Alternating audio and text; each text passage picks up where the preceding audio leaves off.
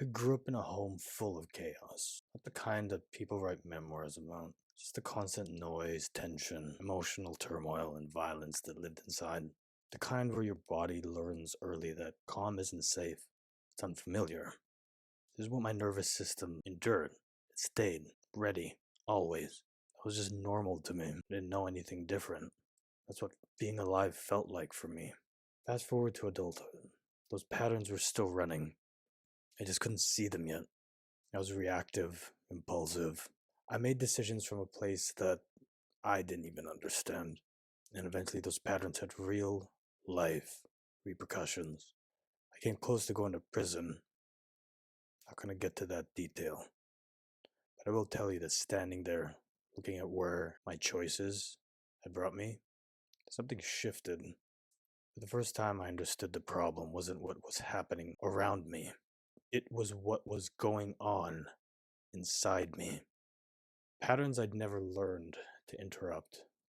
A nervous system that had been running the same program since I was a child.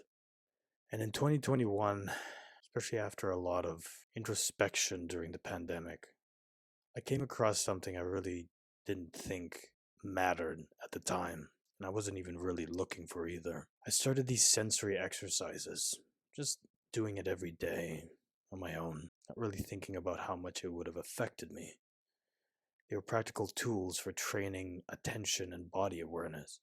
Just simple grounded exercises that taught me how to notice what was happening outside and within my body before I reacted to what was happening. Something started shifting. One afternoon, I was at the beach doing one of these exercises, a visual one, where I would notice all the visual stimulation within my perception. And when I finished, I started walking home.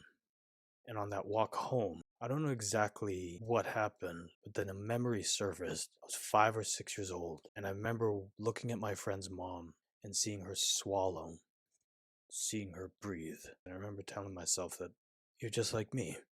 I wouldn't want to see you suffer. I remember I had not felt that feeling since I was that age.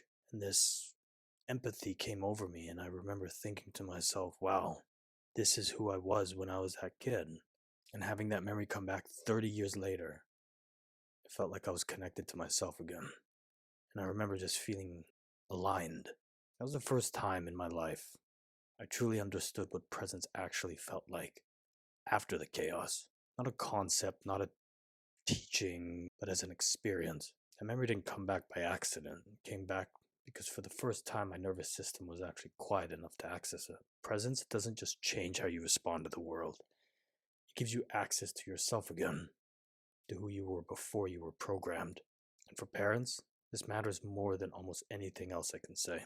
The patterns you're running right now, the reactivity, the moments you lose yourself, the times you respond in ways you don't recognize, they didn't start with your kids.